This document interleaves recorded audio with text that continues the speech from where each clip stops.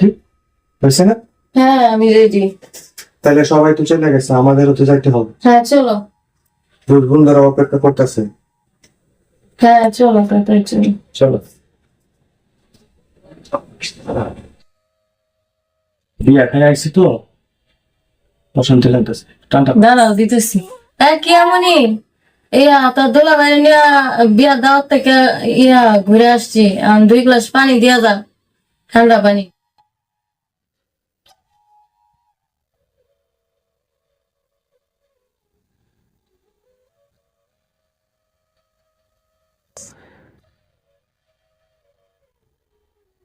ব্যাস।